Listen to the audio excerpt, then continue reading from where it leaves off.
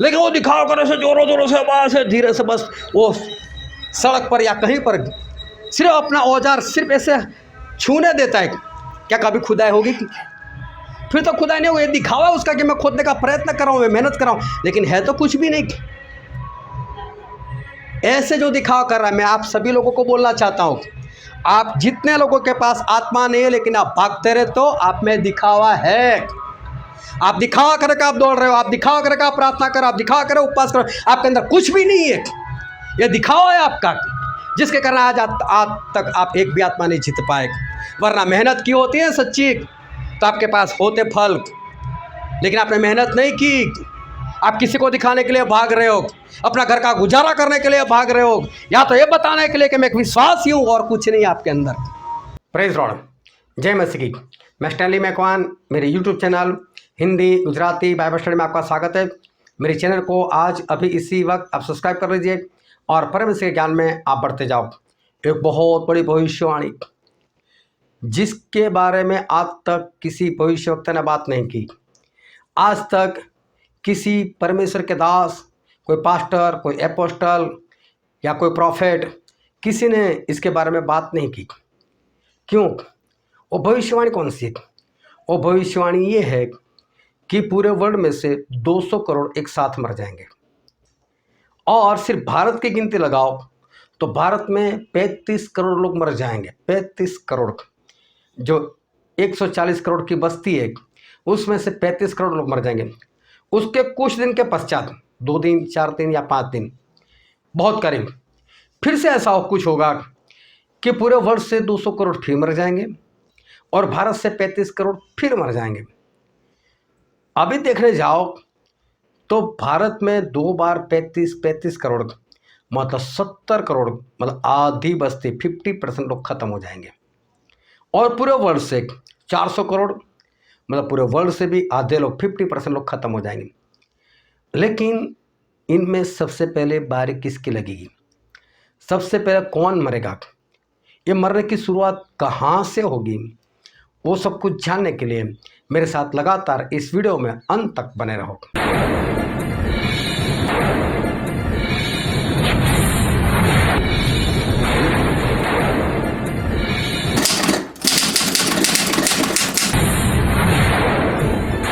Hallelujah. चलो दोनों हाथों को उठाकर बोलो हालेलुया। आओ परमेश्वर के वचन की ओर चले और बाइबल से यहेजकेल का पुस्तक उसका अध्याय 9 और हम पढ़ेंगे पहले वचन से लेकर 11 वचन तक। फिर उसने मेरे कानों में ऊंचे शब्द से पुकार कर कहा, नगर के अधिकारियों को अपने अपने हाथ में नाश का हथियार लिए हुए निकट लाओ।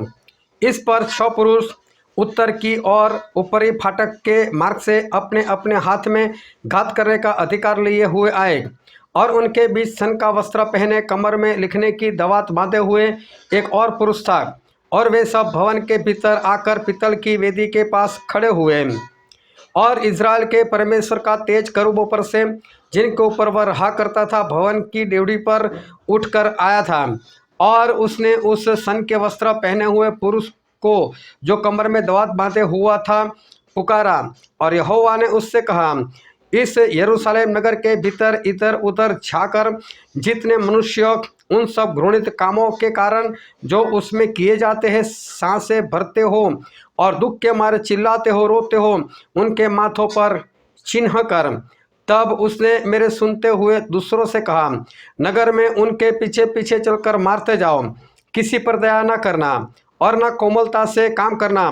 बूढ़े, युवा, कुंवारी, बाल बच्चे, स्त्रियाँ, सबको मारकर नाश करो, परंतु जिस किसी मनुष्य के माथे पर वह चिन्ह हो उसके निकट न जाना, और मेरे पवित्र स्थान से ही आरंभ करो। और उन्होंने उन पुरनियों से आरंभ किया जो भवन के सामने थे। फिर उसने उनसे कहा, भवन को अशुद्ध करो और आंगनों को लोथों से भर दो, चलो बाहर निकलो। तब वे निकलकर नगर में मारने लगे। जब वे मार रहे थे और मैं अकेला रह गया, तब मैं मुंह के बल गिरा और चिल्लाकर कहा, हाय प्रभु यहोवा, क्या तू अपनी जलजलाहट यरूशलेम पर भड़काकर इस्राएल के सब बचे हुओं को भी नाश करेगा? तब उसने मुझसे कहा, इस्राएल और यहूदा के घराने का अधर्म अत्यंत ही अधिक है, यहाँ तक कि देश हत्या से और नगर अन्याय से भर गया है, क्योंकि वे कहते हैं कि यहोवा ने पृथ्वी को त्याग दिया और यहोवा कुछ नहीं देखता, इसलिए उन पर दया न होगी, न मैं कोमलता करूँगा, वरन उनकी चाल उन्हीं के सिर लौटा दूंगा। तब मैंने क्या देखा कि जो पुरुष सन का वस्त्र पहने हुए और कमर में दवात बांधे था, उसने यह कहकर समाचार दिया, जैसे तूने आज्ञा दी मैंने वैसे ही किया है। पिता परमेश्वर का वचन हमारे बहुत ही आशीषित है और पिता परमेश्वर का वचन सच्चा है। और बाइबल में लिखा है यदि तू सच्चाई को जानेगा तो सच्चाई तुझे आज़ाद करेगी। बहुत ध्यान से आज परमेश्वर के वचन को सुनना, समझना, ग्रहण करना, क्योंकि आज परमेश्वर अद्भुत रीति से हम सभी से अपने वचन से बातचीत करने वाले, तो हम उसको समझ सके, ग्रहण कर सके और ख़ास कर उसके अनुसार चल सके। इस बात का ध्यान रखना। शत्रु शैतान नहीं चाहेगा कि आप ध्यान से सुन सको, इसलिए वो आपके जीवन में काम करता रहेगा, लेकिन शैतान को कहो ना और परमेश्वर को कहो हाँ, ताकि शैतान आपके जीवन में वो काम ना कर पाए। जब प्रभु यीशु इस धरती पर आए थे तो हमारे समान इंसान बनकर आए थे। प्रभु यीशु जब इस धरती पर आए थे तो बाइबल में लिखा है कि वो शून्य बनकर आए थे, मतलब कि उनके पास जो भी सामर्थ था वो सब कुछ छोड़ कर आए थे। वो सब कुछ छोड़कर, सामर्थ छोड़कर, सारे वरदानों को छोड़कर, अपनी शक्ति को छोड़कर, अपने सामर्थ्य शरीर को छोड़कर, सब कुछ छोड़कर शून्य बनकर वो इस धरती पर हमारे बीच में आए थे। और जब परमेश्वर इस धरती पर आए थे तो उन्होंने इंसान बनकर इंसानों की जो परिस्थिति थी वो उन्होंने समझ ली कि इंसान कैसा है, इंसान के अंदर कितनी कमजोरियां है, इंसान के पास अगर खुद का सामर्थ्य है तो वो कितना है, इंसान को आत्मिक जीवन जीने में कितनी परेशानी होती है, इंसान के अंदर कितनी कमियां है, इंसान को क्या चाहिए, वो सब कुछ परमेश्वर ने इंसान बनकर जाना। देखना, कभी भी किसी को जानना हो, पहचानना हो तो उसके लेवल में जाना पड़ता है। अगर आप उसके लेवल में ना जाओ तो आपको नहीं पता चलेगा। समझ लो टीचर है, टीचर कब है? जब पढ़ लिख कर आगे बढ़े तब टीचर है। अभी पहली क्लास का कोई स्टूडेंट आता है और टीचर है, इसको इतना नहीं आता तो नहीं समझ पाएगी, लेकिन उस स्टूडेंट के पास जाना पड़ेगा, उसके लेवल में जाना पड़ेगा। ये कभी स्कूल ही नहीं गया और तब जाकर उसके अनुसार उसको जानकर फिर पढ़ाई करवाओ उसको, तो फिर बच्चा पढ़ सकता है। तब पता भी चलता है कि इसके अंदर कितनी कमी है जब उसके लेवल में जाते हैं। तो प्रभु से हमारे लेवल में आ गए, अपना लेवल छोड़ दिया, हमारे लेवल में आए और उन्होंने हमारी परिस्थितियों को जाना कि इंसान कितना बेबस है, इंसान कितना लाचार है।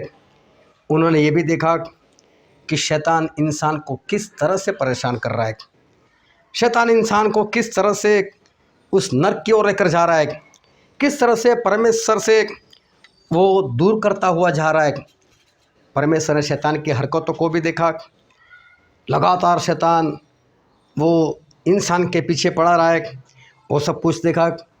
प्रभु से ने यहाँ तक देखा कि शैतान तो प्रभु से के पीछे भी आ गया, प्रभु से को भी गिराने का प्रयत्न किया, प्रभु यीशु को भी पाप करने के लिए उकसाया। शैतान खुद परमेश्वर को, उस परमेश्वर को जिसने खुद उसको बनाया था, उसको भी क्या बोल रहे हैं? मेरे पैरों के ऊपर आ जा, बोले मुझे दंडवत कर, ये सब कुछ मैं तुझे दे दूंगा। जो मालिक है उसको ही बोल रहे। तो प्रभु से ने सब कुछ देखा कि शैतान तो मेरे पीछे भी आता है, मेरे पीछे भी पड़ जाता है, तो इंसानों की हालत क्या हो गई, इंसान कैसे जीवन जी सकता है। और प्रभु से ने जाना कि इंसान को पवित्र आत्मा की सख्त ज़रूरत है। प्रभु से ने इंसान बनकर हमारे लेवल में आकर ये जान लिया कि इंसानों को मेरे आत्मा के सामर्थ्य की, पवित्र आत्मा के सामर्थ्य की बहुत और सख्त ज़रूरत है। वो प्रभु से ने जान लिया और प्रभु से ने चाहा कि मैं पवित्र आत्मा को भेज दूंगा, लेकिन वो खुद तो पवित्र आत्मा से भरकर ही आए थे। उनके अंदर तो 100% पवित्र आत्मा थे, और फिर भी प्रभु यीशु इंसान बनकर आए थे। तो चाहे पवित्र आत्मा से भरे हुए थे तो भी प्रभु यीशु के जीवन में ऐसी ऐसी घटनाएं हुई, और ख़ास कर जब उनकी मौत की घटना होने वाली थी, जिस वक्त वो अपने चेले लोगों को लेकर गेत्सेमनी के बाग में जाते हैं, उनको मालूम था बस कुछ ही वक्त बाकी है, कुछ ही मिनट का फासला है उसके बाद यहूदा इस्करियोती आएगा और मैं पकड़वाया जाऊंगा और वहाँ से एक दुख की शुरुआत होगी। जब तक कि मेरी जान ना चली जाए तब तक, मेरे शरीर का लहू का कतरा कतरा जब तक बाहर निकल ना जाए तब तक मुझे कितना दुखी होना है। वो जब प्रभु यीशु ने उस वक्त ये जब एहसास कर रहे थे, अभी तो पकड़े नहीं गए थे, लेकिन उससे पहले प्रभु यीशु दुखी नज़र आ रहे थे, वो व्याकुल नज़र आ रहे थे। उनको मरना था, उनको मालूम था, लहू बहाना था, उनको मालूम था, पवित्र आत्मा से भरे हुए थे, लेकिन फिर भी उन्होंने ये सब कुछ जाना, उन्होंने अनुभव किया और उन्होंने प्रार्थना क्या की मालूम है कि हे पिता, अगर हो सके तो ये प्याला मुझसे टल जाए।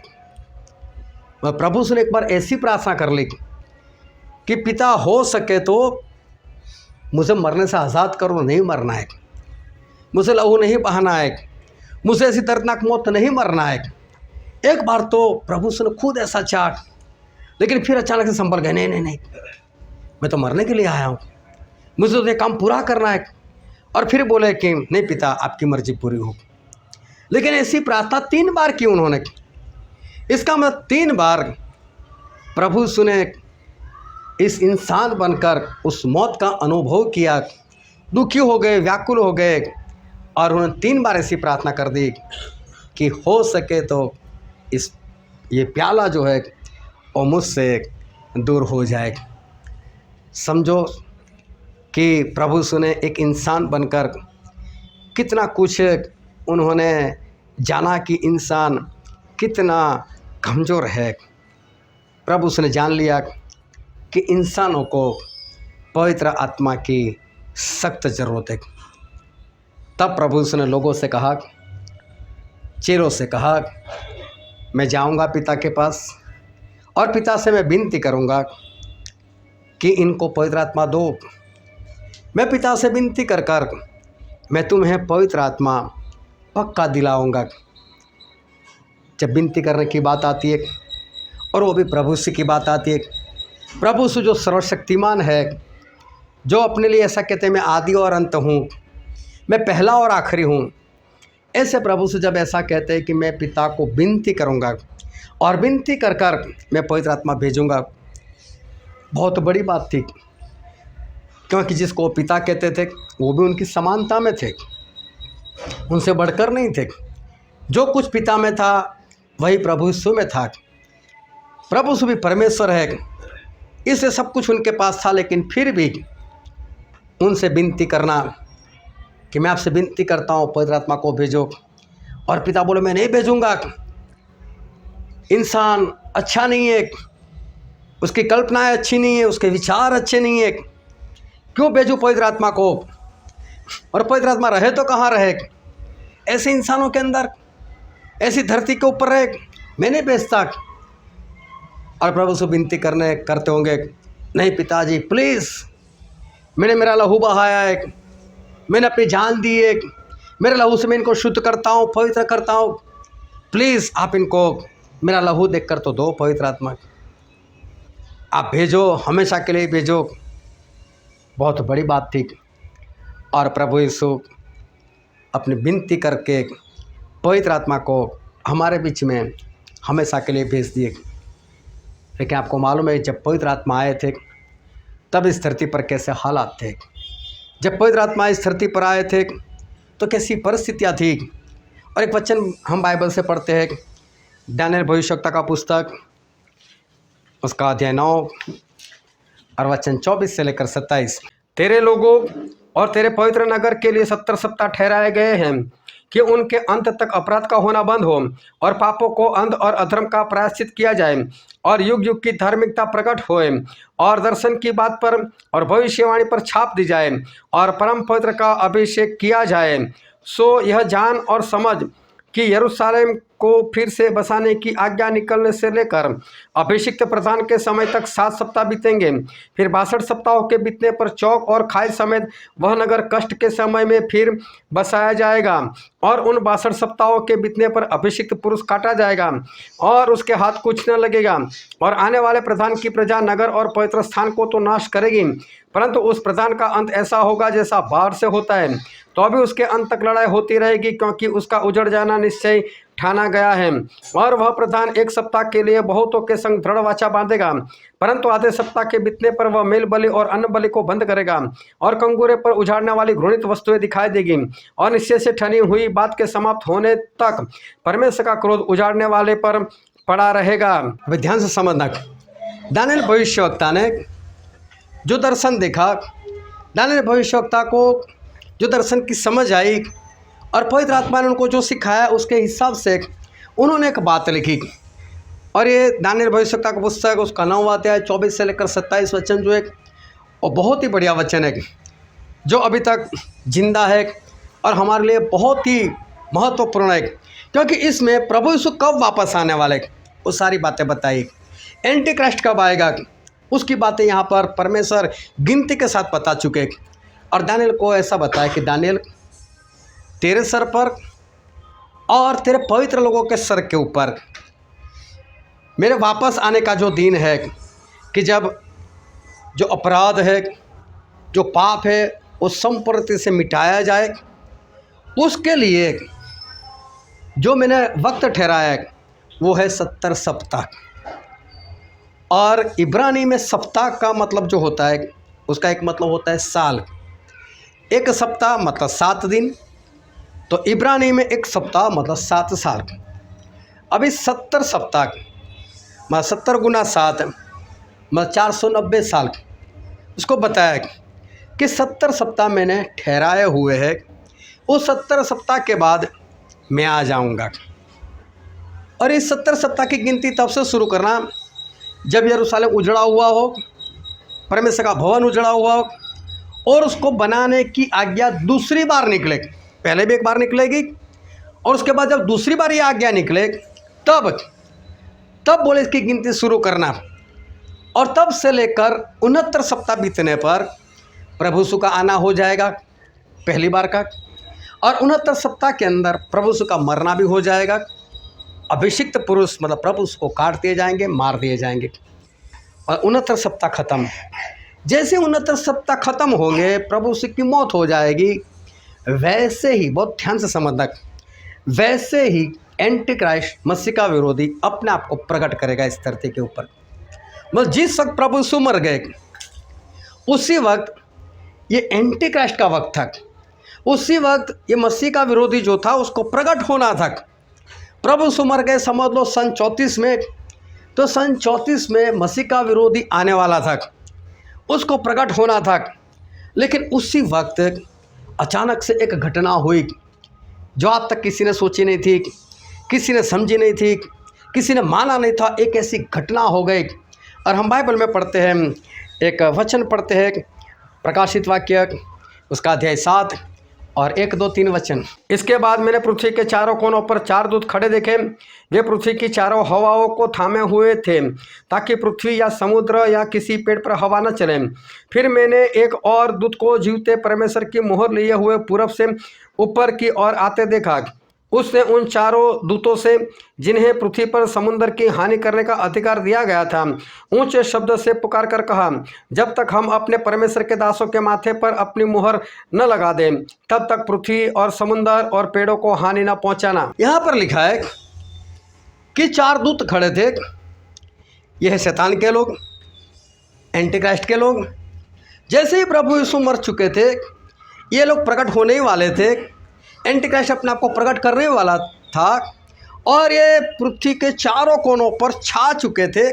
लेकिन तभी एक दूत मतलब पवित्र आत्मा दिखाई दिए। उन्होंने जोर से आवाज, एक रुक, अभी कुछ नहीं करना है, अभी तुझे अपने आप को प्रकट नहीं करना है, बंद हो जा, जब तक मैं मेरे परमेश्वर के दास लोग, एक एक शब्द को ध्यान समझना, मैं मेरे परमेश्वर के दास, परमेश्वर के दास से मतलब जो परमेश्वर की सेवा करते, जो अपने आप को परमेश्वर का नौकर मानते। कई लोग होते हैं ना, प्रार्थना में भी परमेश्वर से हक कर कर मांगते। कई लोग सिखाते, दावा करो, वचन का दावा करो, आपने लिखा है प्रभु दो। ये तो सारे मालिक बनकर बैठे। ऐसे लोगों की बात नहीं। जो परमेश्वर के दास है, जो परमेश्वर से विनती करते हैं, जो परमेश्वर से प्रार्थना करते हैं, प्रभु आपकी मर्जी, प्रभु आपकी मर्जी, ऐसे लोगों की बात कर रहे हैं। दास जिसकी कोई योजना नहीं होती, कोई इच्छा नहीं होती, कोई मर्जी नहीं होती। परमेश्वर के दास मतलब परमेश्वर उनका मालिक। जहाँ परमेश्वर जाने वाले होते वहाँ उनके दास परमेश्वर से पहले पहुँचते। क्यों? उनको मालूम है मेरा मालिक आएगा, मेरे मालिक के आने से पहले मुझे वहाँ पर पहुँचना है। ये है परमेश्वर के दास लोग। और साहब लोग, परमेश्वर आप पहुँचे, मैं आता हूँ बाद में, उसको साहब बोला जाता है। लेकिन जो परमेश्वर के आने से पहले परमेश्वर के पास चले जाते हैं, उस जगह पर पहुँच जाते हैं, वो है परमेश्वर के दास लोग।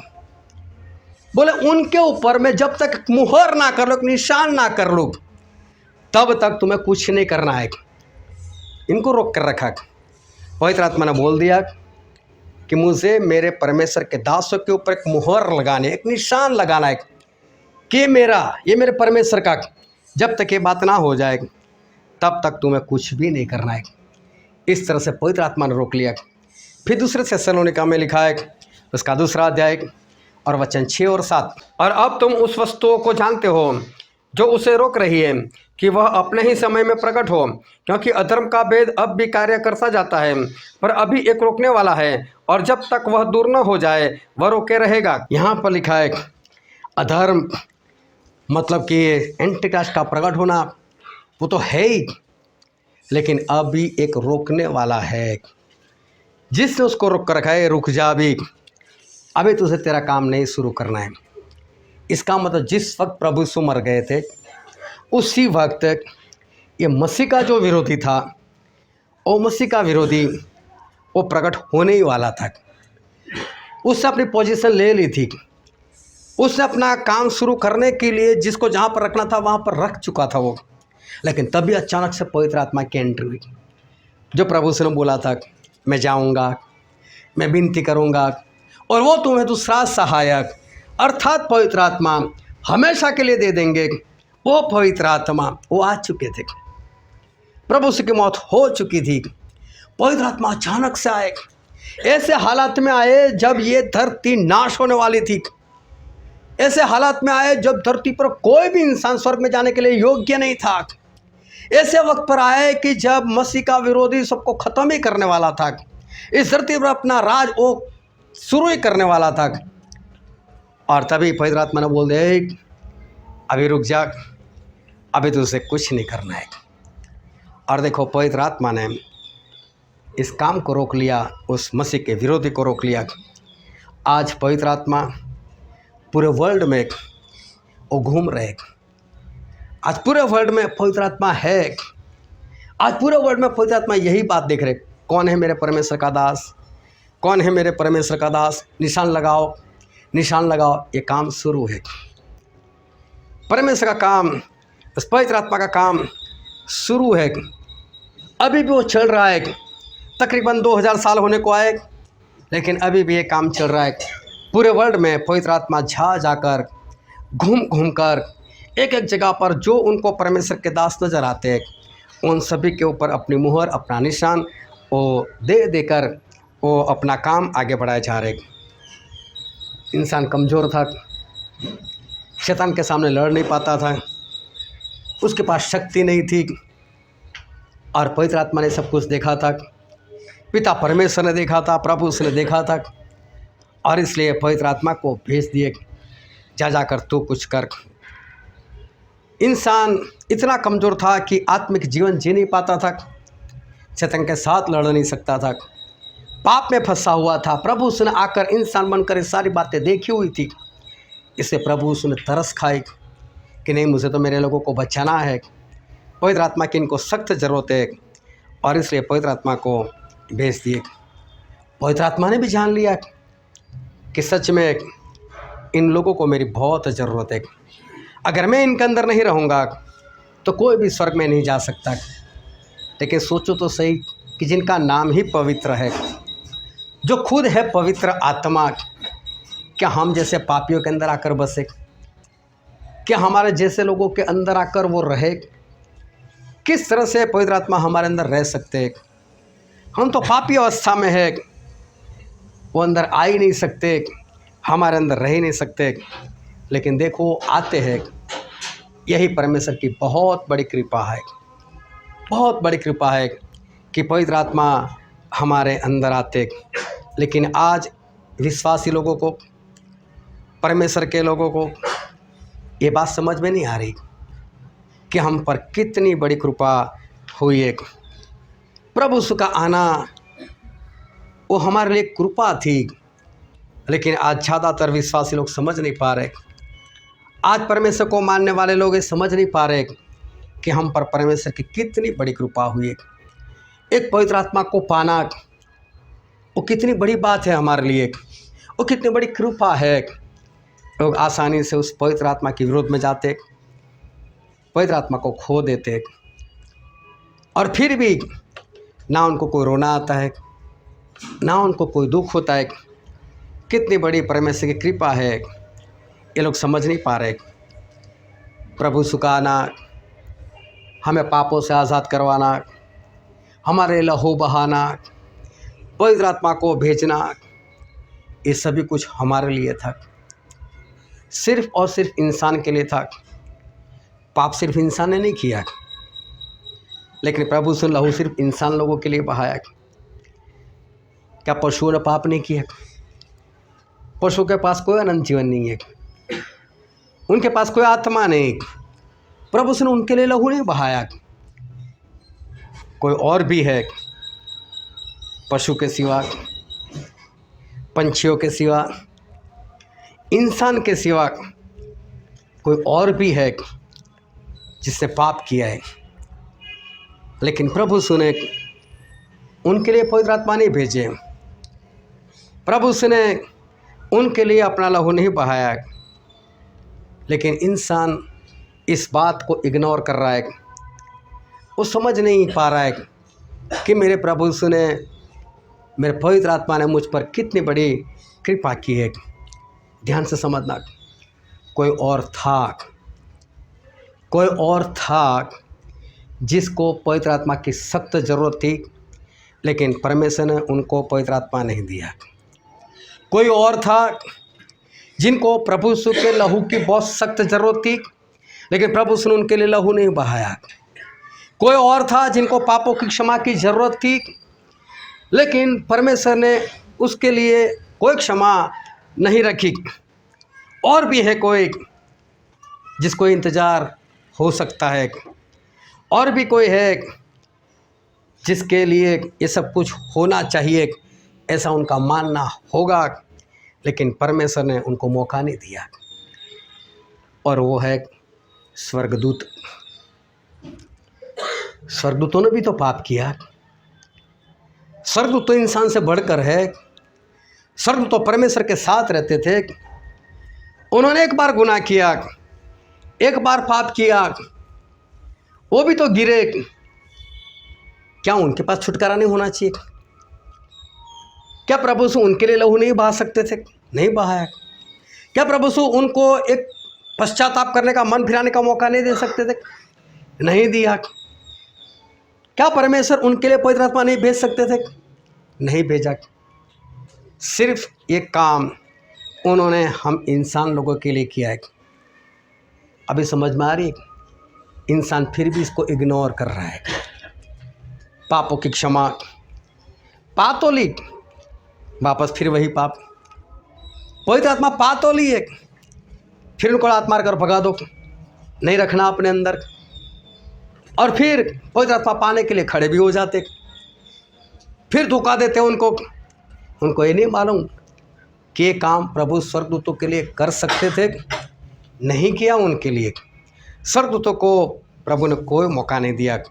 और एक वचन पढ़ते हम, इब्रानी उसका 2 अध्याय और वचन 16। क्योंकि वह तो स्वर्गदूतों को हाथ नहीं देता, पर अब्राहम के वंश को हाथ देता है। परमेश्वर का वचन कहता है कि जब कोई खड्डे में होता है, उसको बाहर निकलना होता है, तो वैसे हाथ बढ़ाता है, मेरा हाथ कोई थाम लो, मेरे हाथ को कोई पकड़ लो।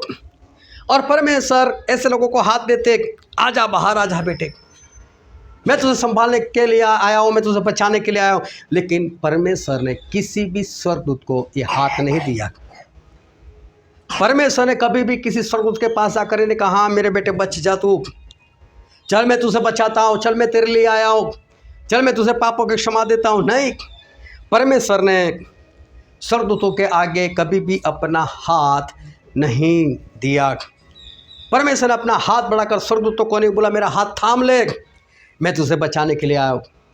लेकिन वो अब्राहम की वंश को हाथ जरूर देते। लेकिन परमेश्वर स्वर्गदूतों को हाथ नहीं देते कि तू बच जा। लेकिन क्या किया परमेश्वर ने स्वर्गदूतों के साथ? दूसरा पत्रस इसका 2 अध्याय और वचन 4। फिर जो स्वर्गदूत अपने पद में स्थिर न रहे वरन अपने निज निवास को छोड़ दिया, उसने उनको भी उस भीषण दिन के न्याय के लिए अंधकार में जो सदा काल के लिए है बंधनों में रखा है। यहाँ पर लिखा है कि परमेश्वर ने तो स्वर्गदूतों कहाँ डाल दिया? अंधेरे में डाल दिया, नरक में डाल दिया। कोई मौका नहीं मिला उनको, डायरेक्ट उनको डाल ही दिया नरक में, गुनाह किया, जाओ नरक में। फिर यहूदा की पत्री में लिखा है उसका 1 अध्याय और वचन 6, क्योंकि जब परमेश्वर ने उन स्वर्गदूतों को जिन्होंने पाप किया नहीं छोड़ा पर नरक में भेजकर अंधेरे कुंडों में डाल दिया ताकि न्याय के दिन तक बंदी रहे। बाइबल में लिखा है कि परमेश्वर ने स्वर्गदूतों को कोई मौका नहीं दिया, उनको डाल दिया डायरेक्ट अंधेरे में, वो भी हमेशा के लिए। ऐसा बाइबल में लिखा है। क्यों परमेश्वर ने स्वर्गदूतों को कोई मौका नहीं दिया? क्यों परमेश्वर ने स्वर्गदूतों के लिए लहू नहीं बहाया? क्यों उनको अपना पवित्र आत्मा नहीं दिया? वचन में बने रहना, आगे पता चलेगा कि परमेश्वर ने स्वर्गदूतों को क्यों मौका नहीं दिया। लेकिन सोचो, हमसे कितना प्रेम, एक इंसान से कितना प्रेम। एक बार नहीं, कई बार पाप करने के बाद भी परमेश्वर उसको छुड़ाना चाहा। परमेश्वर ने एक बार पवित्र आत्मा गंवा देने के बाद भी उसको और भी मौका देना चाहा ताकि इंसान एक बार फिर से वो पवित्र आत्मा से वो भर जाए। परमेश्वर ने स्वर्गदूतों को मौका नहीं दिया, लेकिन इंसान के ऊपर कितनी कृपा कि परमेश्वर ने उसके लिए लहू बहाया, पापों की क्षमा को जाहिर किया, पवित्र आत्मा भी उनके लिए भेज दिए। कितनी बड़ी बात! प्रभु यीशु खुद इस धरती पर आए, हमारे लिए जीवन जिया, हमको एक रास्ता बताया। कितनी बड़ी बात! आज प्रभु यीशु बहुत बढ़िया है। जब वो धरती पर आए थे तभी भी प्रभु यीशु सभी के साथ किस तरह से रहते थे। प्रभु यीशु सभी से प्रेम से बात करते थे। सामरी स्त्री से मिले जिसके 5 पति थे और 6वें के साथ वो तो ऐसे ही रहती थी। ध्यान से समझना और अपने आप को जांचना कि इंसान एक विश्वासी कैसा है और प्रभु यीशु कैसे। जो इतनी व्यभिचारिणी थी, जो 5 पति कर चुकी थी आज से तकरीबन 2000 साल पहले की बात, और जो 6वें के साथ ऐसे ही रहती हो, लिव इन रिलेशनशिप में, और फिर भी प्रभु यीशु उसके साथ रुके, उसके साथ बातें करे। इतना ही नहीं, उसको अपना आत्मा दे, उसको बचाए। देखो परमेश्वर का प्रेम कितना है इंसान के प्रति। जब बेचारिणी थी तो क्या हुआ? आज भी अगर कोई ऐसी स्त्री है तो मैं नहीं मानता कोई विश्वासी उसके साथ अकेले में बैठकर बातें करे। नहीं यार, मेरी भी इज्जत जाएगी। प्रभु उसने नहीं सोचा ऐसा, वो तो बिंदास रहे उसके साथ। 2 दिन तक रुके उसके पास, उसके साथ बातें की। इतना ही नहीं, उसको बचाया भी। एक बार तो एक अशुद्ध स्त्री आई जिसको 12 साल से लहू बहता था। ऐसी स्त्रियाँ छावनी से बाहर रहती थी, वो किसी के करीब आ नहीं सकती थी, किसी को छू नहीं सकती थी। लेकिन उसने आकर प्रभु यीशु को छू लिया और प्रभु यीशु ने बोला किसने मुझे छुआ? वो क्रोध में आकर नहीं बोल रहे, वो बताना चाहता है कि ऐसी स्त्री यहाँ पर आई है जिससे मुझे छुआ है, उसको चंगाई मिले, मेरे अंदर से सामर्थ्य निकला है। उसको बोला मेरी बेटी शांति से जा, बोले तेरे विश्वास से तुझे बचा है। डांटा नहीं उसको, सुश्री, मालूम नहीं मेरे पीछे कैसे कैसे लोग आते, तू मेरे पीछे आ गई, तूने हिम्मत कैसे की मेरे कपड़े को छूने के? कुछ नहीं बोला, प्रेम से बातें की। एक बार तो लोग आए, एक जवान लड़की को लेकर, इसको हमने व्यभिचार करते हुए पकड़ी है इसको, और मूसा ने ऐसे लोगों के बारे में बोला है पत्थर मार मार कर मार दो। क्या कहता है तू? क्या प्रभु से की बेटी नहीं थी? क्या ये आज्ञा परमेश्वर की ओर से नहीं थी?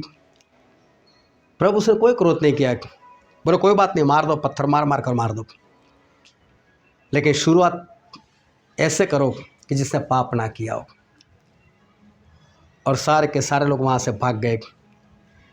आखिर में प्रभु ने स्त्री से पूछा, क्या तुझे किसी ने दोषी नहीं ठहराया? वो बोलती नहीं। बोले मैं भी कौन सा ठहरा, तो जा, आज के बाद पाप मत करना। देखो, जो व्यभिचार करते हुए पकड़ी गई, ऐसी स्त्री का भी पक्ष किया, उसको भी प्रेम किया, और प्रभु ने उसको भी बचाया। जक्कई, उसके बारे में लोग कैसी बातें करते थे, ये चुंगे लेने वाला, ये पापी। प्रभु से बिंदास से उसके घर गए, उसके साथ बैठे, खाया पिया, उसको भी प्रचार किया, उसको भी बचाया। प्रभु सभी के साथ अच्छे से बात करते थे।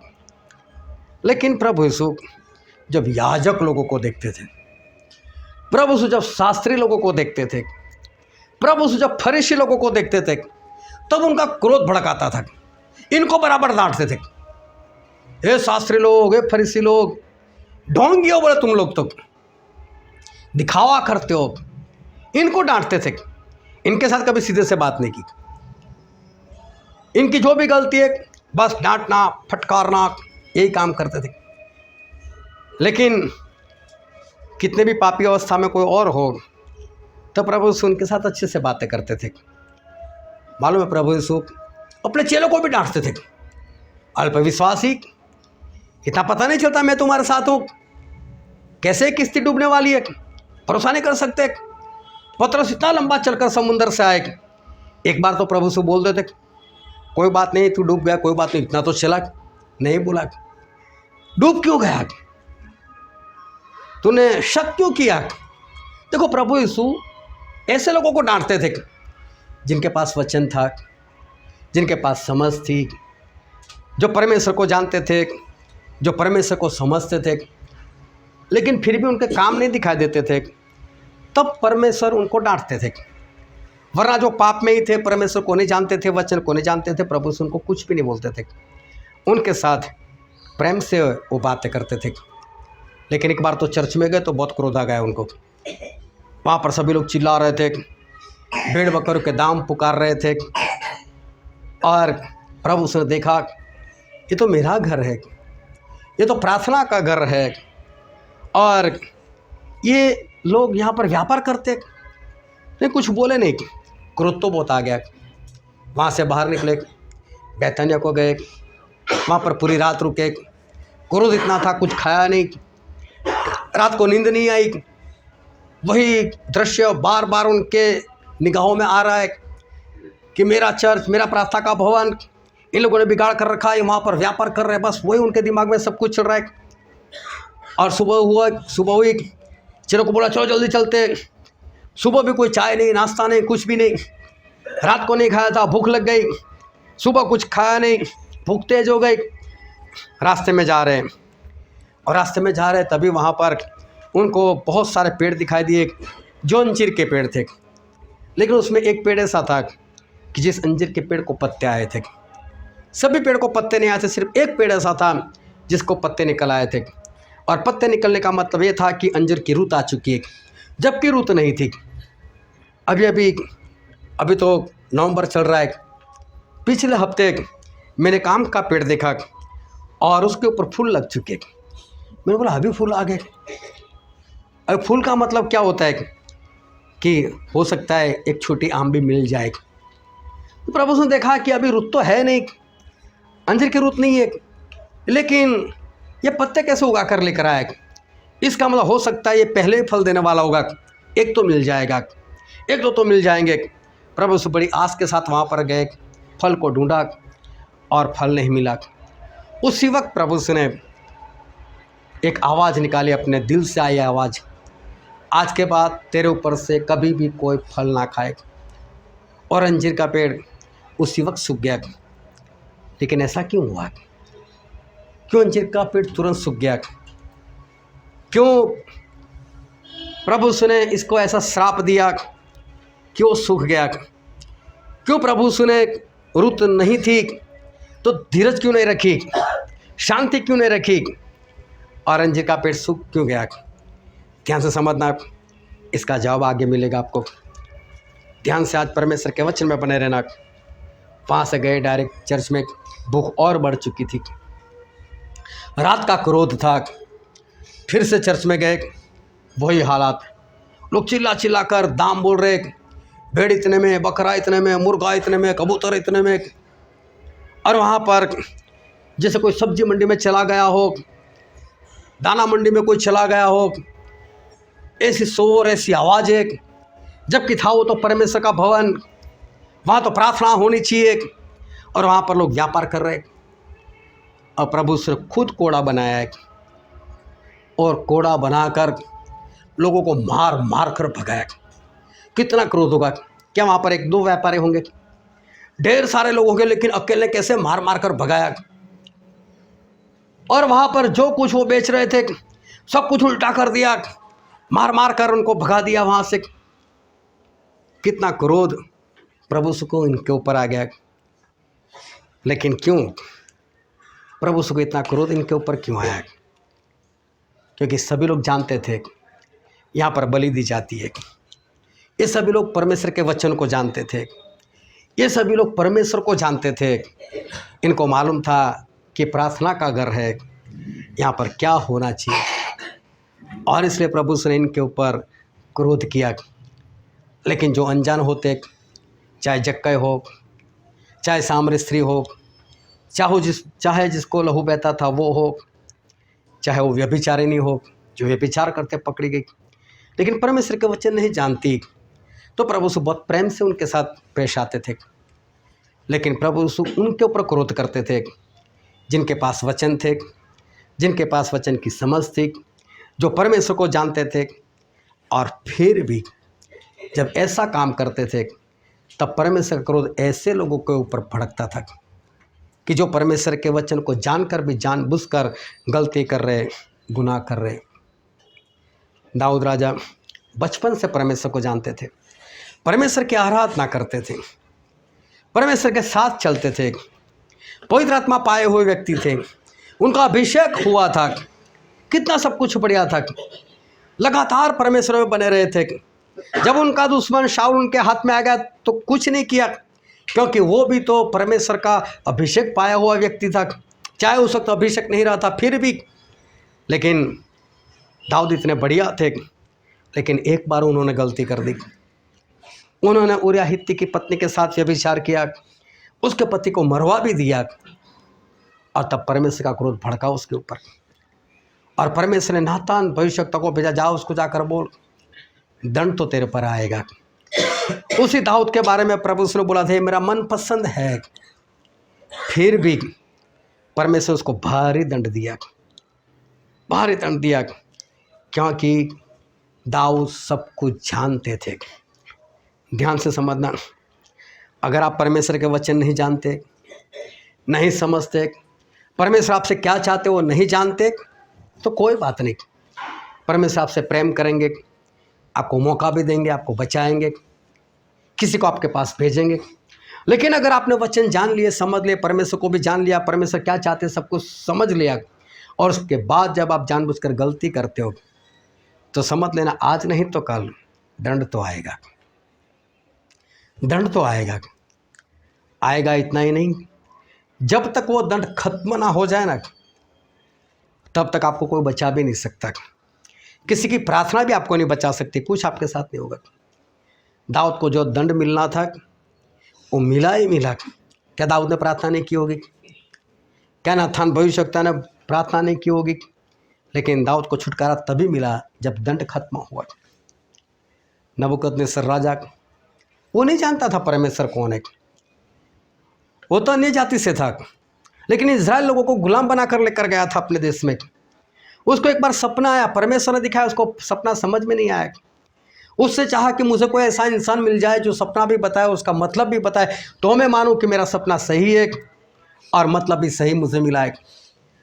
और जितने भी देव देवता को मानने वाले लोग वहाँ थे, जादू टोना करने वाले वहाँ लोग थे, किसी ने कुछ नहीं बताया, कोई बता ही नहीं पाया।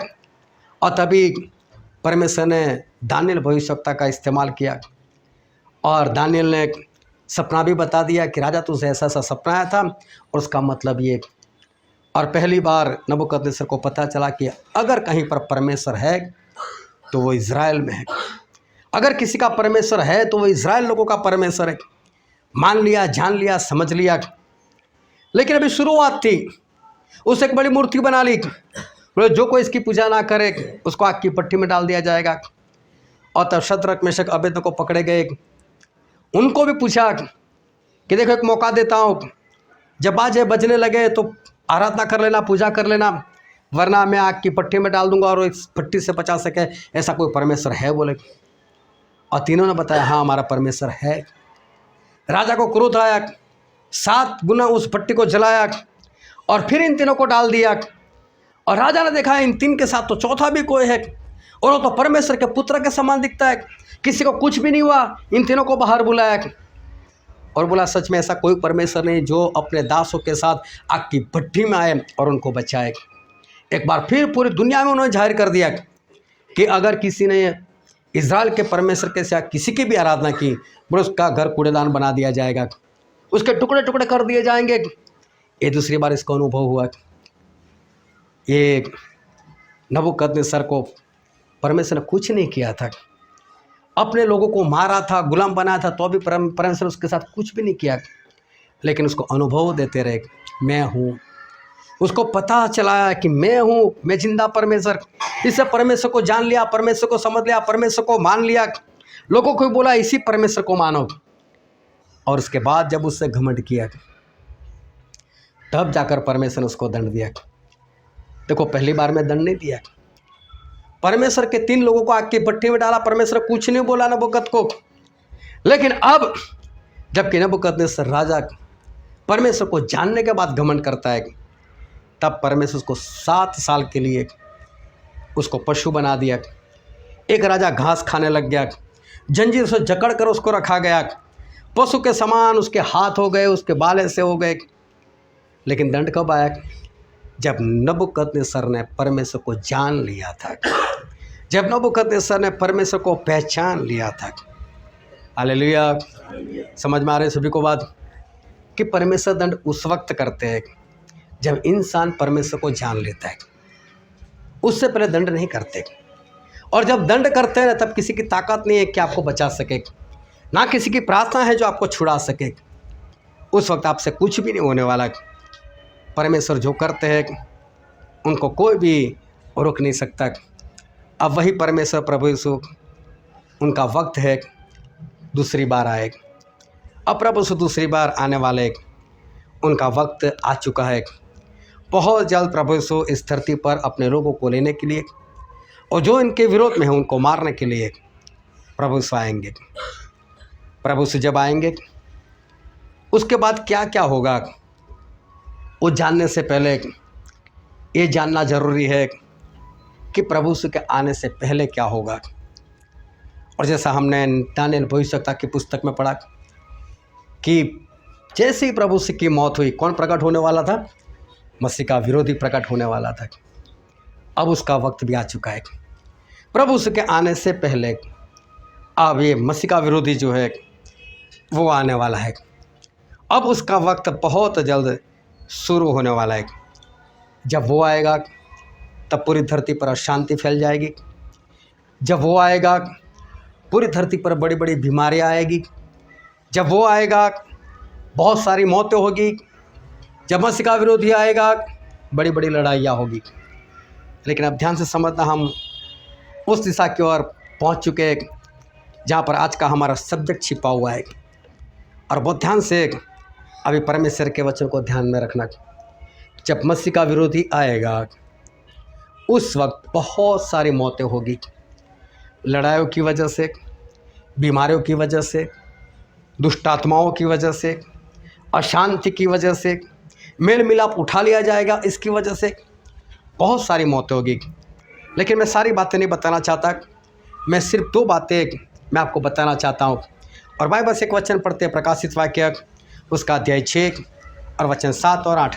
और जब उसने चौथी मोहर खोली तो मैंने चौथे प्राणी का शब्द यह कहते सुना कि आ। और मैंने दृष्टि की और देखो, एक पीला सा घोड़ा है और उसके सवार का नाम मृत्यु है और अधोलोक उसके पीछे पीछे है। और उन्हें पृथ्वी की 1/4 पर यह अधिकार दिया गया कि तलवार और अकाल और मरी और पृथ्वी के वन पशु के द्वारा लोगों को मार डाले। यहाँ पर बाइबल में लिखा है एंटी क्राइस्ट के आने की बाद, मसीह का विरोधी जब आ जाएगा उसके बाद की बात है। 4 बातें ऐसी होगी, एक तलवार, एक मरी मतलब बीमारियां, एक अकाल और एक दुष्टात्मा। ये 4 लोग मिलकर, ध्यान से समझना। सबसे पहली बात कौन सी है, क्या पढ़ा? सबसे पहले तलवार मतलब लड़ाइयाँ, फिर अकाल मतलब महंगाई इतनी बढ़ जाएगी, तीसरी मरी मतलब बीमारियां, और चौथी बात दुष्टात्माएं। ये 4 लोग इस तरह से काम करेंगे, 4 बातें इस तरह से काम करेंगी कि पूरे वर्ल्ड में चौथा हिस्सा मतलब 25% लोग खत्म हो जाएंगे। भारत की बस्ती है 140 करोड़, उसका 25% लगा दो तो 35 करोड़। 35 करोड़ भारत में से मर जाएंगे। और पूरे वर्ल्ड की बस्ती है 800 करोड़, तो उसका 25% होता है 200 करोड़। मतलब पूरी दुनिया मिलाकर कितने लोग मर जाएंगे? 200 करोड़। ये 200 करोड़ मरते मरते 200 साल नहीं लगेंगे। ये 1-2 दिन की बात है, बस याद रखना। 1-2 दिन की बात खत्म। 1-2 दिन में पूरे वर्ल्ड में से 200 करोड़। चलो दुनिया में कहीं से कोई भी मरे, हमें क्या लेना देना? हमें तो भारत से लेना देना है, क्योंकि हम तो भारत में रहते। भारत में 35 करोड़ लोग मर जाएंगे। और ऐसा नहीं है कि 35 करोड़ लोग सिर्फ गुजरात के बाहर मरने वाले हैं, वो तो कहीं से भी मर सकते हैं। 35 करोड़, किसका नंबर कहाँ पर लग जाए क्या मालूम। और दूसरी एक बात और देखना चाहते हैं, जो है प्रकाशित वाक्य उसका 9वां अध्याय वचन 18। इन तीनों मरियों अर्थात आग और धुएं और गंधक से जो उसके मुंह से निकली थी, मनुष्य की 1/3 मार डाली गई। अब 1/3 मतलब 33.33% हिस्सा और मार दिया जाएगा। कितने में? तो बोलो 3 बातों में, आग, गंधक और धुआं। गंधक से ही आग लगती है, आग लगती है तभी धुआं आता है। और ये बात किसने लिखी मालूम? यूहन्ना ने। उसको कहाँ मालूम है कि उस वक्त परमाणु बम होंगे? परमाणु बम डाले हुए देखे उसने, और इसे 3 बातें लिख दी। मैंने आग देखी, गंधक देखी और धुआं देखा। और इन 3 बातों से 33.33% लोग मार दिए गए। अभी समझ लो 140 करोड़ की बस्ती हमारी है, उसमें से 35 करोड़ तो मर गए, तो पहले ही मर गए। बचे थे कितने? 105 करोड़। अभी उसमें 33.33%, इसका भी अगर हिसाब लगाओ फिर 35 करोड़। 35 करोड़ फिर मर जाएंगे। मतलब 140 करोड़ में से 35 करोड़ पहले मर गए, 35 करोड़ फिर मर गए। ये ज़्यादा से ज़्यादा 2-4 दिन, हफ्ते की बात होगी बस। 50% इंडिया खत्म। तो 33.33% अगर पूरे वर्ल्ड का गिनो, जो 600 करोड़ बचे, उसका भी बनता है 200 करोड़। सिर्फ 2 लाख कम होता है उसमें बस। अब सोचो कैसे हालात होंगे कि पूरे वर्ल्ड में से 400 करोड़ लोग खत्म हो जाए, इंडिया में से 70 करोड़ लोग खत्म हो जाए। क्या ऐसा जीवन है कि आप लोग बचाए जाओ? कैसा हो सकता है? आज भी जब मैं विश्वासी लोगों से बातें सुनता हूँ, यार कुछ दागा करते हैं ना, इसके लिए हम फंस जाते हैं। अरे अभी भी आप में इतनी ताकत नहीं कि कोई धागा ताबीज करता है, आपके ऊपर कोई जादू टोना करता है, आप फंस जाते हो। इतना परमेश्वर में जीवन नहीं जी सकते कि जादू टोना आपको देखकर भाग जाए। आज भी वायरस चलता है, आज भी लोगों को गले में दर्द होता है, आपके गले में भी दर्द होने लग जाता है, आप भी बीमार हो जाते हो। अरे ये तो अभी मौसम ही ऐसा है, बस अभी वायरस ही ऐसा है, ऐसा हो जाता है, तो मैं बोलता हूँ क्या उस वक्त बच पाओगे? अगर आज आप छोटी छोटी बातों में फंसते हो तो क्या उस वक्त आप बच सकते हो? मालूम है इंडिया में से 70 करोड़ लोग मर जाएंगे। और अब मैं जो खास बात आपको बताने के लिए जा रहा हूँ कि 70 करोड़ जो लोग मरेंगे उनकी शुरुआत कहाँ से होगी। मैं आपको शुरुआत बताने के लिए जा रहा हूँ कि पूरे वर्ल्ड में 400 करोड़ और इंडिया में से 70 करोड़। ये 70 करोड़ परमेश्वर सबसे पहले किसको मारने के लिए जा रहे हैं? सबसे पहले किन लोगों को मारेंगे?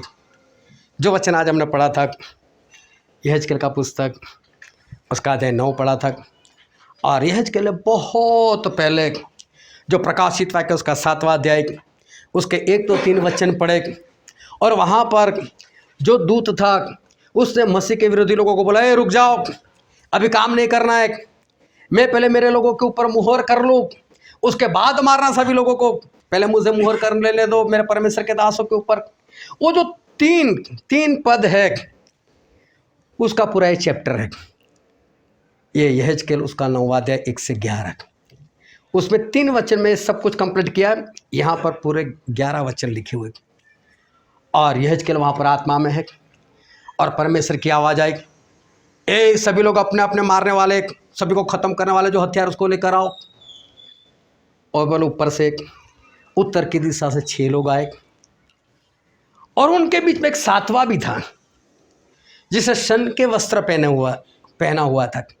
और शन का वस्त्र जिसने पहना, शन का वस्त्र मतलब आज्ञाकारी दर्शाता है, मध्य तो परमेश्वर का कोई था। उसकी कमर के ऊपर एक दवात मतलब एक बॉटल था जिसके अंदर स्याही थी, वो यहाँ पर कमर के ऊपर बांधा हुआ था। ये तो कोई नहीं, ये तो पवित्र आत्मा है। और उससे कहा गया कि तू पूरी धरती के ऊपर जा, और जहाँ जहाँ पर ऐसे लोग मिले तुझे कि जो इस धरती पर ऐसी घृणित वस्तुएं हो रही है, घृणित काम हो रहे, उसके लिए जितने लोग रो रहे हैं, हालेलुया, घृणित कामों के लिए जो लोग रो रहे हैं। मैं एक सीधी सिंपल सी बात आपको बताना चाहता हूँ कि गरबा, वो समझ लो किसी की आराधना होती है, वो परमेश्वर की नहीं होती। चाहे आप उसमें यीशु का नाम डाल दो, चाहे पवित्र आत्मा का नाम डाल दो, लेकिन वो परमेश्वर वाली बात नहीं है। ये परमेश्वर के लिए कैसी चीज़ है? घृणित। उसके लिए आप रो नहीं रहे, आपको आनंद आ रहा है, आप देख रहे हो हाँ कितना बढ़िया खेलता है, वो कितना अच्छा गोल घूमती है, उससे कितना बढ़िया मेकअप किया, आप खुश होते हो। क्रिसमस आ रही है, होगा ये सब कुछ, बहुत लोग खुश होकर देखेंगे उसको, जानेंगे, ओ चलो देखने चलते, चलो हम वहाँ पर जाते। लेकिन परमेश्वर तो घृणा करते हैं ऐसे लोगों से, और आपको घृणा नहीं आ रही, आप नहीं रो रहे उसके बारे में, तो आपके ऊपर मुहर नहीं। बोले घृणित कामों के लिए जिनके ऊपर मुहर, जिनको रोना आ रहा है, ऐसे लोगों की बात है, उनके ऊपर मुहर लगा। बोले 25 दिसंबर भी प्रभु से के लिए घृणित दिन है, वो भी घृणा करने का दिन है। लेकिन उस वक्त भी मैंने पिछले संडे बताया था ऐसा ही कुछ होगा, कोई ससुराल में जाकर करेगा। मैं बोलता हूँ 1 हफ्ते पहले लड्डू खा लो, 1 हफ्ते के बाद खा लो, उस दिन खाने की क्या ज़रूरत है? क्या हम खा नहीं सकते? अरे खा सकते हो, लेकिन 25 दिसंबर को क्यों खाते हो? बस आप कपड़े अच्छे पहन सकते हो, पहनो, मैं बता रही हूँ 25 दिसंबर को क्यों पहनते हो? आप मीटिंग में जा सकते हो, उसी दिन क्यों जाते हो? और वो भी चर्च में, जहाँ पर उस दिन सभी लोग अच्छे अच्छे कपड़े पहनकर, अच्छा मेकअप कर कर दिखावा करने के लिए आए होंगे, आप क्यों जाते हो वहाँ पर? आपको इससे रोना नहीं आ रहा है? इसका मतलब आपको पसंद है। घृणित कामों के लिए अगर आपको रोना नहीं आ रहा है तो मुहर आपके लिए नहीं है। हालेलुया, समझ लेना। आज इस दिसंबर 25 तारीख को मैं पीछे ही पड़े रहने वाला हूँ ताकि सारे लोग बचाए जाए। बस मैं नहीं चाहता इस बार कोई भी ऐसी गलती करे। बस कोई भी पवित्र आत्मा के विरोध में जाए, मेरी मर्जी नहीं है। फिर जाना नहीं जाना आप आज़ाद हो, लेकिन मैं तो इसीलिए बने रहने वाला हूँ तब तक कि ऐसा कोई ना करे। लेकिन मैं और परमेश्वर आज जो वचन हमको कहने के लिए जा रहे, बोले इस धरती के ऊपर जो भी घृणित काम हो रहे, इसके लिए जो लोग रो रहे हैं, वो जो रो रहे हैं उनके सर के ऊपर जाकर तू एक मुहर लगा बोले। और बाकी के 6 लोगों को क्या बोला? इनके पीछे पीछे जाओ, जहां पर मुहर ना लगे मार देना, बोलो उसको, जहां पर मुहर ना लगे मार देना इसको। लेकिन देखो अभी समझ लो मुहर लगाने वाले यहां से एंटर हुआ, अभी आप इधर भी बैठो इधर भी बैठे हो, अभी समझ लो इधर से शुरू करे और इधर वाले को मारने लग जाए तो इसका मतलब क्या हुआ कि पहले मुहर का काम पूरा होना चाहिए, तभी उसको कहा जा सकता है देख मेरा काम पूरा हो गया। और पूरा चैप्टर पढ़कर देख लेना, उसका 11 वचन पढ़ो तो यहेजकेल 9:11 कि जो पुरुष सन का वस्त्र पहने हुए और कमर में दवात बांधे था, उसने यह कहकर समाचार दिया, जैसे तूने आज्ञा दी मैंने वैसे ही किया है। हाँ, मतलब मेरा मुहर का काम खत्म। यही बातें तो पवित्र आत्मा ने प्रकाशित वाक्य में बोली थी, जब तक मैं मुहर ना कर लूँ तब तक कुछ मत करना, किसी को उपद्रव मत करना, मैं तब तक नहीं करना है। भाई मेरी मुहर लगती जाएगी, जब मैं खत्म करूँ तभी तुझे कुछ करना है, उससे पहले कुछ नहीं करना है। मतलब पहले काम किसका खत्म होगा? पवित्र आत्मा का काम। इसलिए मैं बार बार बोल रहा हूँ कि एंटी क्राइस्ट खड़ा होगा ना, उससे पहले पवित्र आत्मा का काम तो तमाम खत्म हो जाएगा। उसके बाद पवित्र आत्मा किसी को नहीं मिलने वाले, उसके बाद आपकी प्रार्थना नहीं सुनाई देने वाली। आज है आपके पास वक्त, आज ये मुहर ले लो, लेकिन उस वक्त कुछ नहीं होगा। तो पहले पवित्र आत्मा का काम खत्म होगा, उसके बाद ये एंटी क्राइस्ट खड़ा होगा। तो एंटी क्राइस्ट खड़ा होगा तो भारत से 70 करोड़ लोग मर जाएंगे, पूरे वर्ल्ड से 400 करोड़ लोग मर जाएंगे। ये तो मैंने सिर्फ 2 ही पद बताए, और भी है मरने वाले, लेकिन वहाँ पर गिनती नहीं लिखी, इसलिए मैंने वो नहीं बताया आपको। लेकिन 400 करोड़ और इंडिया से 70 करोड़ वो ऐसे ही मर जाएंगे। लेकिन अभी जो सबसे बड़ी बात यह है कि मरेंगे कौन और कहाँ से परमेश्वर शुरुआत करने वाले, ध्यान से समझो और पढ़ो। तो जो वचन हमने पढ़ा था यहेजकेल इसका 9वां अध्याय और 4, 5 और 6 वचन। और यहोवा ने उससे कहा, इस यरूशलेम नगर के भीतर इधर उधर जाकर जितने मनुष्य इन सब घृणित कामों के कारण जो उसमें किए जाते हैं आहे भरते और दुख के मारे चिल्लाते हो रोते हो, उनके माथों पर चिन्ह कर दें। तब उसने मेरे सुनते हुए दूसरों से कहा, नगर में उनके पीछे पीछे चलकर मारते जाओ, किसी पर दया न करना और न कोमलता से काम करना। बहुत ध्यान से समझना, सभी को मारते जाओ, किसी पर दया मत करना, कोमलता मत दिखाना। फिर बूढ़े, युवा, कुंवारी, बाल बच्चे, स्त्रियाँ सबको मारकर नाश करो। देखो किस किस को मारो? बूढ़े लोगों को मार दो। मैं बूढ़े लोगों को देखकर दया आती है ना, परमेश्वर किसी पर दया मत, बूढ़े लोगों को मार डालो। कुंवारी है मार डालो, जवान है मार डालो, यहाँ तक कि बच्चे भी है, बच्चे लोगों को भी मार डालो। चलो ये तो आयु की बात हुई, लेकिन शुरुआत कहाँ से? पढ़ो पढ़ो आगे। परंतु जिस किसी मनुष्य के माथे पर वह चिन्ह हो, उसके निकट न जाना और मेरे पवित्र स्थान ही से आरंभ करो। Hallelujah hallelujah. कहाँ से आरंभ करो? मेरे पवित्र स्थान से पूरा करो। और उन्होंने उन पुरनियों से आरंभ किया जो भवन के सामने थे। हालेलुया। दोनों हाथों को उठाकर को हालेलुया। अभी ध्यान से समझो, मारने की शुरुआत कहाँ से? पवित्र स्थान से, मतलब विश्वासियों से, जिनके सर के ऊपर मुहर नहीं, जिन लोगों को एक घृणित वस्तु में आनंद आता था, जो लोग परमेश्वर को जानने के बाद भी शास्त्री फरीसी याजक लोग जैसे थे, जो लोग उस परमेश्वर के भवन में व्यापार करने वाले लोग सब कुछ जानते थे। इसलिए तो परमेश्वर अपने चेलों को डांटते थे, शास्त्री फरीसी लोगों को डांटते थे, लेकिन जिनको नहीं मालूम था उनको कुछ नहीं बोलते थे, उनसे प्रेम करते थे। अब परमेश्वर बोलते, जिन्होंने सबसे ज़्यादा मुझसे ठगा है ये विश्वासी लोग, ऐसा आडंबर करते, ऐसा घमंड करते, ऐसा दिखावा करते, हम तो पवित्र आत्मा से भरे हुए हैं, हाथ उठाकर प्रार्थना, बाइबल लेकर घूमना, आराधना करना, दूसरों को जांच लेना, सब कुछ, लेकिन पहले वाला प्रेम तो नहीं, वो तो नहीं रहा। जिस तरह से जीवन जीना चाहिए नहीं है, दिखावा कर रहे, आत्मा नहीं जीत रहे, कुछ भी तो नहीं कर रहे। यहीं से शुरू करो, पहले तो इनको ही खत्म करो। कितना क्रोध होगा परमेश्वर को कि बोल रहे कि मेरे पवित्र स्थान से शुरू करो। उनका पवित्र स्थान मतलब जो अपने आप को विश्वासी आत्मिक समझ रहे, लेकिन ऐसे है नहीं। अब उनको मौका नहीं मिलेगा, अब वो सारे खत्म कर दिए जाएंगे।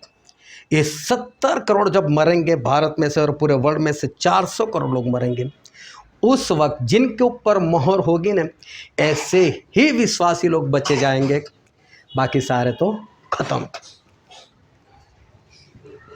क्यों मारेंगे मालूम है? विश्वासी लोगों को सबसे पहले वही बताना वाले, ये लोग यहाँ पर छिपे हुए, यहाँ पर इन लोगों ने अनाज इकट्ठा किया, मारो पहले इसको ही खत्म करो, इनके बारे में कोई बताए ही ना।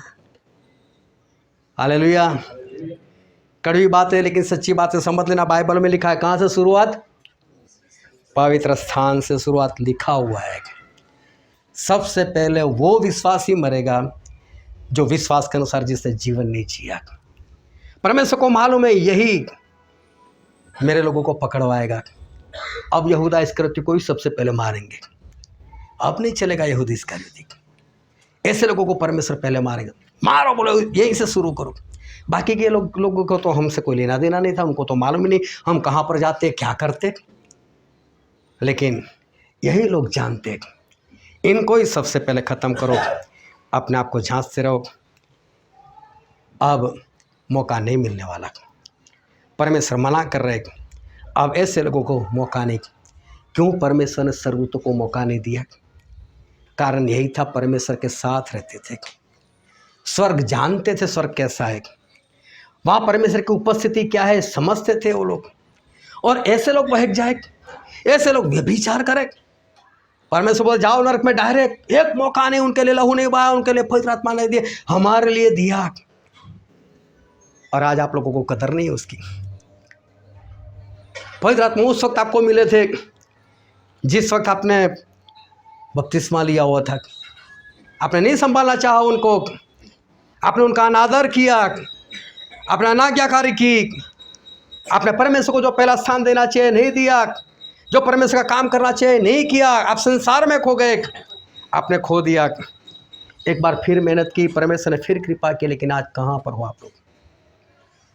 कैसा जीवन है? आज आपके घर के हालात क्या है? आज भी लड़ाई झगड़े, आज भी गालियाँ, आज भी क्रोध, आज भी ऐसी बातें। तो फिर पवित्र आत्मा है कहाँ? तो क्या परमेश्वर को उन लोगों के ऊपर क्रोध आएगा जो उनको जानते नहीं और ऐसे काम करते, या उनके ऊपर क्रोध भड़केगा जो जानते फिर भी ऐसे काम करते? ये जायज बातें हैं कि परमेश्वर का क्रोध उनके ऊपर भड़केगा जिनको पवित्र आत्मा दे चुके थे, जिनको अपने लहू से साफ कर चुके थे, लेकिन फिर भी साफ नहीं रहे।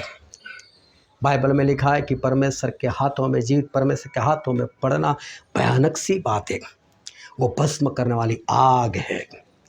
अब उनका क्रोध जो भड़केगा वो विश्वासी लोगों के ऊपर भड़केगा, वो सारे खत्म हो जाएंगे। सर तो सब कुछ जानते थे, इसलिए एक भी मौका नहीं दिया उनको, एक भी मौका परमेश्वर ने नहीं दिया। क्यों परमेश्वर ने अंजीर के पेड़ को एक ही बार में सुखा दिया? कारण यही था कि अंजीर का पेड़ एक इंसान है, विश्वासी है, जो पत्ते तो दिखाता है लेकिन फल नहीं दिखाता, जो संगति में तो जाता है, जो प्रभु बोध तो लेता है, जो आराधना तो करता है, जो प्रार्थना तो करता है, जो उपवास तो करता है, लेकिन उसके जीवन में पवित्र आत्मा का कोई फल नहीं नजर आता। और इसलिए परमेश्वर ऐसे लोगों को सुखा देंगे, उनको खत्म कर देंगे। मालूम है परमेश्वर को बहुत ही नफरत है ये दिखावा करने वाले लोगों से, क्योंकि परमेश्वर अंदर की बातें जानते, और फिर इंसान दिखावा परमेश्वर के आगे ही करे, उनके भवन में ही करे। परमेश्वर क्या छोड़ेंगे उनको? परमेश्वर उनको नहीं छोड़ सकते। ऐसे लोग खत्म हो जाएंगे। परमेश्वर शुरुआत अपने पवित्र स्थान से करेंगे। इसलिए प्रकाशित वाक्य 3 अध्याय 1-6 में जो हम बार बार देख चुके पिछले दिनों में, कि तू जिंदा तो कहलाता है लेकिन है मुर्दा। जो मरने की तैयारी में है उनको छुड़ा, बोले तू मैं तेरे एक भी काम को मेरे परमेश्वर के प्रति पूरा होता हुआ नहीं पाया। तू आज तक एक भी आत्मा नहीं जीता, तू दिखावा कर रहा है। मैं बोलता हूँ खड्डा खोदने वाला वो हाथ में हथियार लेकर। मैं बोलता हूँ ये 10 साल तक खोदता रहे और ना खुदाए हो, ऐसा हो सकता है क्या? कोई खोदने वाला खोदे, क्या खुदाई नहीं हो सकेगी क्या? हाँ या ना? लेकिन वो दिखाओ कर ऐसे जोरों जोरों से, आवाज से, धीरे से, बस वो सड़क पर या कहीं पर सिर्फ अपना औजार सिर्फ ऐसे छूने देता है, क्या कभी खुदाई होगी? फिर तो खुदाई नहीं होगी। दिखावा उसका कि मैं खोदने का प्रयत्न कर रहा हूँ, मैं मेहनत कर रहा हूँ, लेकिन है तो कुछ भी नहीं।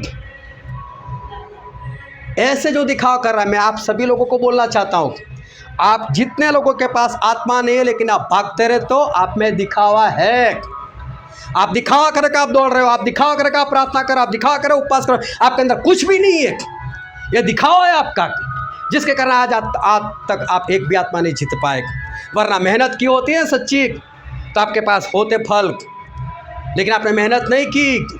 आप किसी को दिखाने के लिए भाग रहे हो, अपना घर का गुजारा करने के लिए भाग रहे हो, या तो ये बताने के लिए कि मैं एक विश्वासी हूँ और कुछ नहीं आपके अंदर। इसके लिए परमेश्वर बोलते मैं इन्हीं को सबसे पहले मारूंगा कि मेरे सामने दिखावा कर रहे हैं लोग। इससे परमेश्वर विश्वासी लोगों को अब मौका नहीं देंगे। दाऊद कितना भी मनपसंद था, लेकिन जानकर पाप दंड मिला। नबूकदनेस्सर पहले तो छोड़ दिया, लेकिन जब परमेश्वर ने देखा मुझे जानने के बाद भी ऐसा करता है, और तब परमेश्वर ने उसको दंड दिया। और इससे मैं कहता हूँ अपने आप को सुधार लेना, क्योंकि एक वचन पढ़ते हैं हम बाइबल में, लूका रचित सुसमाचार उसका 12वां अध्याय और 47। और वह दास जो अपने स्वामी की इच्छा जानता था और तैयार न रहा और न उसकी इच्छा के अनुसार चला, बहुत मार खाएगा। बाइबल में लिखा है वो बहुत मार खाएगा। जिसे परमेश्वर को जाना था, परमेश्वर को समझा था, परमेश्वर को माना था, और फिर भी वो काम नहीं किया, जानबूझकर नहीं किया, परमेश्वर बोलते कि वो ज़्यादा मार खाएगा। सबसे पहले तो ऐसे लोग ही ख़त्म हो जाएंगे। विश्वासी लोग ही, आत्मिक लोग ही जो अपने आप को समझते विश्वासी आत्मिक, ये सारे मार दिए जाएंगे। सबसे पहले परमेश्वर बोलते उन्हीं से शुरुआत करो। मसीह का विरोधी आकर यही काम करेगा सबसे पहले। उसको ऐसा कि मैं परमेश्वर के लोगों को मार रहा हूँ, लेकिन उसको नहीं मालूम कि ये परमेश्वर के लोग नहीं रहे थे। परमेश्वर खुद चाहते हैं मार दो मार दो, ये लोग दिखावा करते हैं मार डालो। लेकिन उसको एक आज्ञा दी गई है, जहाँ पर मुहर दिखे ना, पास में भी मत जाना। हालेलुया। परमेश्वर के लोग किसी एक जगह पर वो शांति से रहेंगे, उनका गुजारा एलिया की तरह होता रहेगा, उनके साथ सारपत की विधवा का भी गुजारा होता रहेगा।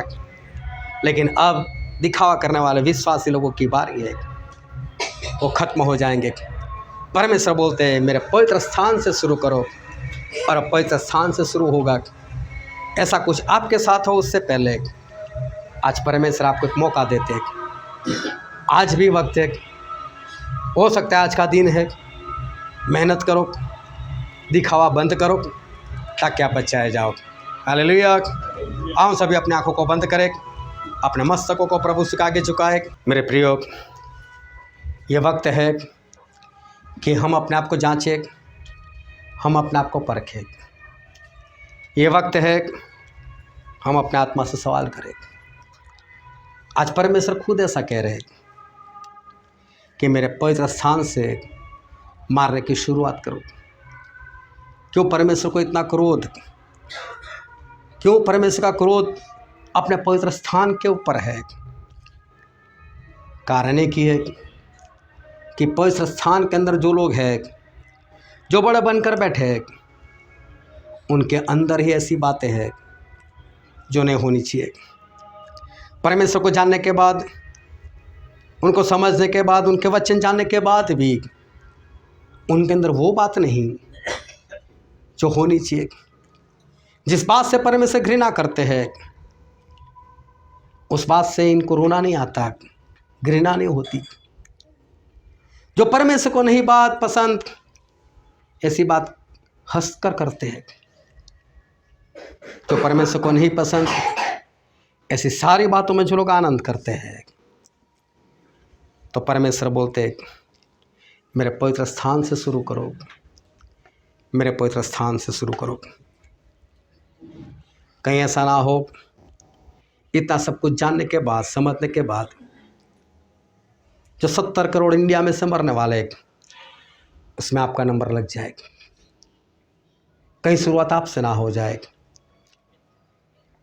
परमेश्वर बोलते हैं मैंने तेरे किसी काम को पूरा होता हुआ नहीं देखा। स्वर्ग में जाने के लिए जो कुछ करना है उसको पूरा करो, दिखाओ मत करो। परमेश्वर बोलते जो मेहनत करते हैं उसको मेहनत का प्रतिफल मिलेगा, लेकिन जो मेहनत का दिखावा करते हैं उसको फल नहीं मिलता। सही मेहनत करो, परमेश्वर की अगुवाई में करो। परमेश्वर बोलते हैं जो ऐसी ज़मीन है जो बार बार उसके ऊपर जो बरसात आती है उसको अपने अंदर लेती तो है, लेकिन कांटे उगाती है, वो श्रापित है, उसको जला दी जाएगी। ऐसे ना बनो, ऐसे ना बनो। जो वचन सुनते हो तो उसको मानने वाले बनो। कांटे मत उगाओ, परमेश्वर के फल दिखाओ, ताकि बचाया जाओ। वक्त कम है, बहुत जल्द बहुत कुछ होने वाला है। कुछ हो जाए, एंटीक्राइस्ट छूट जाए, उससे पहले उस मोहर को इस तरह से पालो ताकि परमेश्वर आपकी रक्षा कर सके, आपको बचा सके। परमेश्वर को जीवन समर्पित करते हुए परमेश्वर की आत्मा में चलो ताकि आप बचाए जाओ। Hallelujah Jesus.